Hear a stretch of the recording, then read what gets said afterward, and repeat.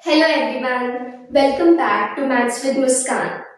Thank you so much for all the love and support on my previous videos. Those who are new to this channel is specially for students of class 6 to class 10. Currently, I am uploading videos of ICSE class 9 maths and will gradually expand to other classes also. My goal is to make you feel that maths is not difficult anymore. Those who have already watched my previous videos and liked it, thank you so much for being the part of my journey. Please keep practicing maths because maths is all about practice and understanding. So now without wasting time, let's continue today's class. हमने अपने previous classes में expansions की exercise third a की 11th question तक complete कर लिया था. Let's continue from 12th question. 12th question we have is find the coefficient of x square in the expression of. ये एक्सप्रेशन दिया हुआ है हमारे पास. अब इस एक्सप्रेशन को हम कैसे सॉल्व करेंगे? पूरी आइडेंटिटीज लगा के इसका लगाएंगे प्लस बी प्लस सी का होल स्क्वायर और इधर भी ऐसे लगाएंगे? नहीं, हम नहीं ऐसे करेंगे. हम स्मार्टली वर्क करेंगे. कैसे? देखते हैं कैसे करेंगे.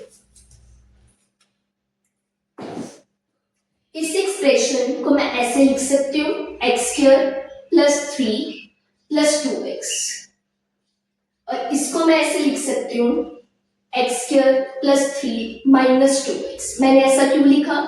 क्योंकि एक्स स्क्वायर प्लस 3 दोनों साइड सेम थे, 2x भी सेम था बट उसमें सिर्फ प्लस माइनस का डिफरेंस था, तो ये मैंने अलग लिख लिया. अगर मैं इसे को a ले लूं और 2x को मैं b ले लूं तो ये a प्लस b का होल स्क्वायर है और ये a माइनस b का होल स्क्वायर. हम इसको पूरा सॉल्व करने की जगह बहुत स्मार्टली वर्क करेंगे. कैसे करेंगे? हम याद रखेंगे कि ये आइडेंटिटी जो है वो किसके इक्वल होती है? 2 इंटू ए स्क्वायर प्लस बी स्क्वायर. हमें बस इतना याद रखना है, बट पहले हम समझेंगे कि ये आइडेंटिटी आई कैसे है, ये चीज इसके इक्वल क्यों है. ए प्लस बी का whole square is equal to A square plus B square plus 2ab. a minus B का whole square is equal to A square plus B square minus 2ab. 2ab same है, signs opposite है, तो ये क्या कर जाएंगे? Cut जाएंगे. A square plus A square is equal to 2a square, B square plus B square is equal to 2b square. 2 में यहां से कॉमन लेती हूँ तो यहाँ पे बचा a स्क्वायर और यहाँ पे बचा b स्क्वायर.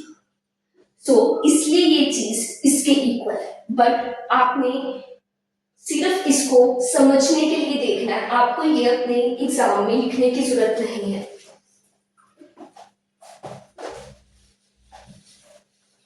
नाउ ए हमने क्या लेट किया था? हमने लेट किया था एक्स स्क्वायर प्लस 3, और बी हमने क्या लेट किया था? हमने लेट किया था 2x. और ये पूरा एक्सप्रेशन यानी कि ये चीज किसके इक्वल थी? इसके. तो हम लिखते हैं ये किसके इक्वल आया है हमारे पास? 2 इंटू ए स्क्वायर. ए क्या है हमारे पास? एक्स स्क्वायर प्लस 3, इसका स्क्वायर, प्लस बी क्या है हमारे पास? 2x, इसका स्क्वायर. ओके, नाउ इसको हम सोल्व करते हैं. इसका होल स्क्वायर किसके इक्वल होगा? इसका स्क्वायर. एक्स स्क्वायर का स्क्वायर आया एक्स पावर 4, बी का स्क्वायर आया 9 plus 2 3 6 x square plus 2x का square 4x square. Now 2 x power 4 plus 9 6 plus 4, ये चीज सेम है हमारे पास. 6 प्लस 4 10x स्क्वायर. हमें x स्क्वायर का ही कोफिशिएंट निकालना था. हम सीधे यहां से देख सकते हैं 2 इंटू 10 20 x स्क्वायर का कोफिशिएंट 20 आ गया. बट एग्जाम में हमें प्रॉपर्ली लिखना पड़ेगा, तो हम कैसे लिखेंगे? हम मल्टीप्लाई करते हैं. 2 को इसके साथ किया 2 x पावर 4 प्लस 2 को 9 से किया 2 9 18 प्लस 2 को इसके साथ किया 2 इंटू 10 20 x क्यूब. हमें फाइंड करना था एक्स स्क्वायर का कोफिशिएंट। सो एक्स स्क्वायर का कोफिशिएंट क्या होता है, जो उसके साथ में होता है। So this is the coefficient of X square. I hope आपको समझ आया। Let's move to the 13th question.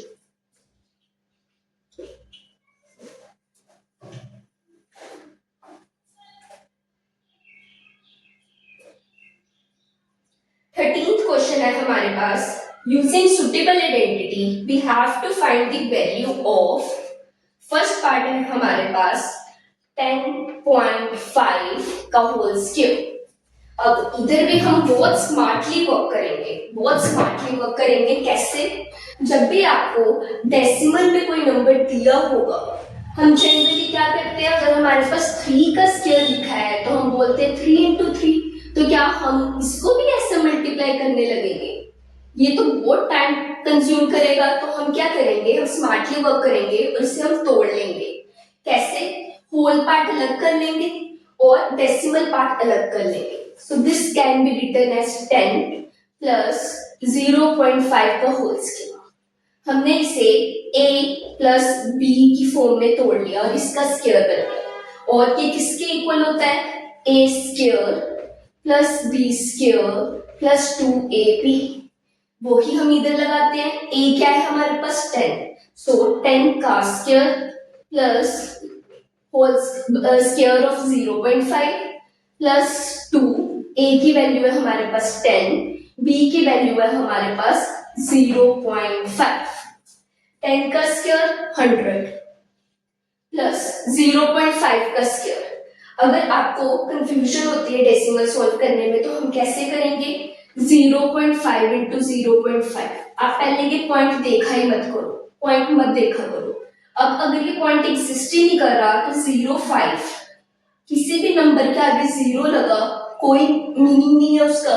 तो ये 5 into 5 हो गया। 5 into 5 is equal to 25।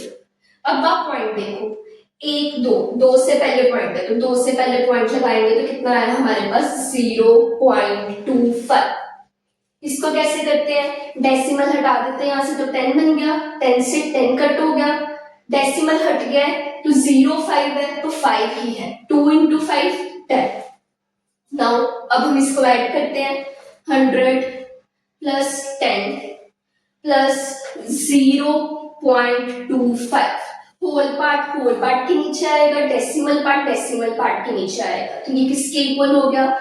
0.25। इधर 0 है, इधर 1 है, इधर 1 है। So this is equal to 110.25। So this is your answer. नहीं तो हमें कैलकुलेशन बहुत लेंथी होनी थी। Now let's move to the second part of 13th question.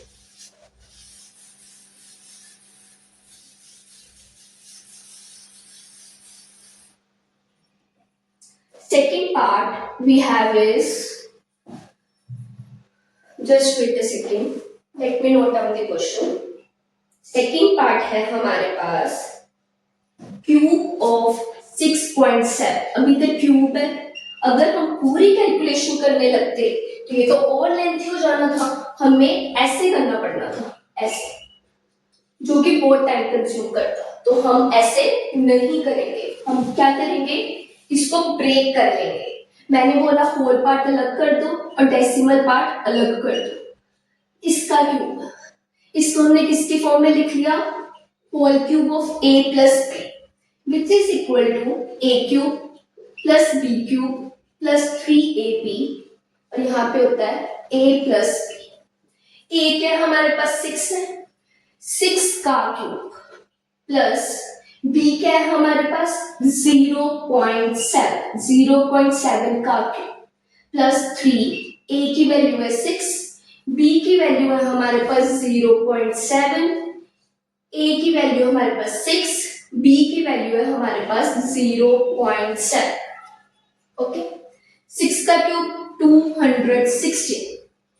वैसे ही मल्टीप्लाई करेंगे जैसे मैंने आपको 0.5 into 0.5 का मैंने इजीली करना सिखाया था। 0.7 into 0.7 into 0.7। मैंने बोला पॉइंट पहले मत देखो, तो 7 into 7 into 7 है, which is equal to 343।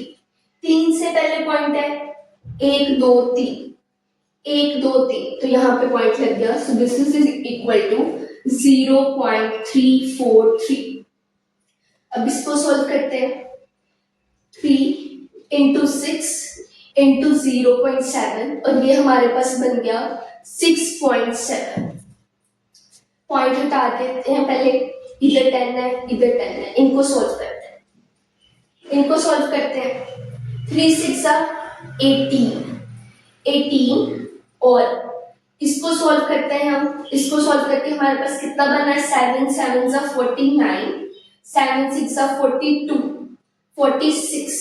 So 469 multiply by 18, 8 9 72, 8 6 48, 55, 8 4 32, 37, 4 69, 2 9 8 5 14, 7 7 14, 4 5 6 7 8।